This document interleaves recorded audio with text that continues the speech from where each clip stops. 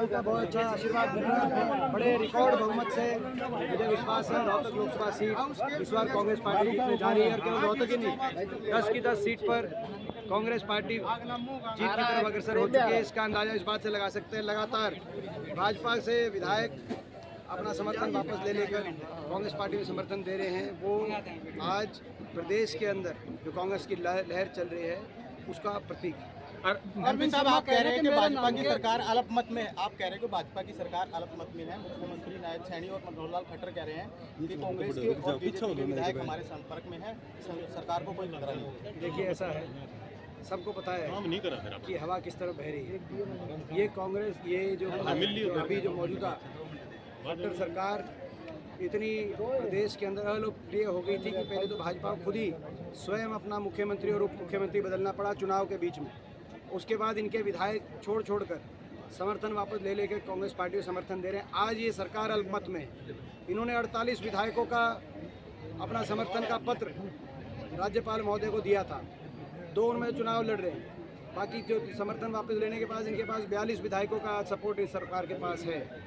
42 विधायक। और मैं ये कहूँ, और भी विधायक अभी आप देखना, हमारी संपर्क में और भी विधायक हैं। ये सरकार अभी आज अल्पमत में आ चुकी है। इनका नैतिक अधिकार, नैतिक जिम्मेदारी है कि इस्तीफा दें और निष्पक्षता से राष्ट्रपति शासन लग के चुनाव हरियाणा के अंदर ये नहीं करते तो गवर्नर साहब को राष्ट्रपति शासन की सिफारिश करनी चाहिए। 42 विधायकों की सरकार वो चुनाव के देखरेख के लिए नहीं हो सकती। और मैं कह सकता हूँ कि निश्चित तौर से जनता ने इनके खिलाफ अविश्वास प्रस्ताव पारित करने का मन बना लिया है। जिस तरीके से हम दौरा कर रहे हैं, जनता आपको सांसद नहीं मुख्यमंत्री के रूप में देखना चाहिए। देखिए, जो मैं समझता हूँ, कभी भी मेरा किसी पद के लिए ना मैंने कभी राजनीति करी है और ना ही मेरी कोई लालसा किसी पद के लिए है। मैं कांग्रेस पार्टी के कार्यकर्ता के रूप से और जनता के सेवक के रूप में मैंने अपने जीवन में संघर्ष किया है। आज हरियाणा में बदलाव की आवश्यकता है, परिवर्तन की आवश्यकता है। 10 साल की इस खट्टर सरकार ने भट्टा बिठा दिया। हरियाणा का एक विकास की परियोजना पूरे प्रदेश के अंदर ही सरकार लेके आ नहीं पाई।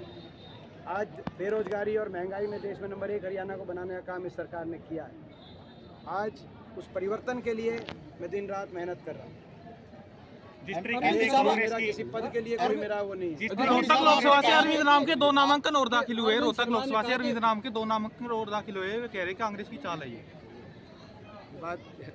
ये अब मैं जो है, अब इस बात की तो हमें तो जानकारी नहीं है, आप ही के माध्यम से मिल रही है जानकारी। मगर मैं समझता हूँ कि भारतीय जनता पार्टी रोहतक लोकसभा सीट पर बड़े बहुमत से हार की तरफ बढ़ चुकी है। कल आपने जेजेपी को विश्वासघाती पार्टी कहा था और देवेंद्र बबली का जिस तरीके से बयान आया है, महाराष्ट्र की तरह जैसे शिवसेना और एनसीपी में जो टूट हुई थी वो हो सकती है यहाँ भी अलग। देखिए, ये इस पार्टी को जनाधार बचा नहीं है। जेजेपी पार्टी है, कोई जनाधार नहीं बचा। आप देख लेना, अभी चुनाव निश्चित है। और मैं कह सकता हूँ कि अगर ये सरकार को बर्खास्त नहीं किया गया या इन्होंने इस्तीफा नहीं दिया, 10 दिन के चुनाव की बात है।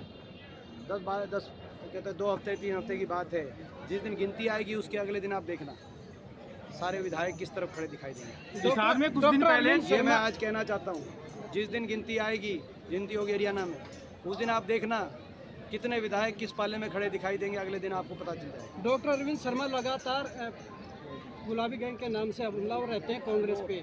अपना काम बताएं डॉक्टर अरविंद शर्मा जी, ये बताएं 5 साल तक वो धन्यवादी दौरा पूरे क्षेत्र में क्यों नहीं किया। उसके बाद ये बताएं कि भाजपा ये सीट क्यों छोड़ रही थी। बीजेपी तो एक सीट छोड़ के जेजेपी को दे रही थी, तो बीजेपी के भी वो चॉइस ऑफ कैंडिडेट नहीं थे।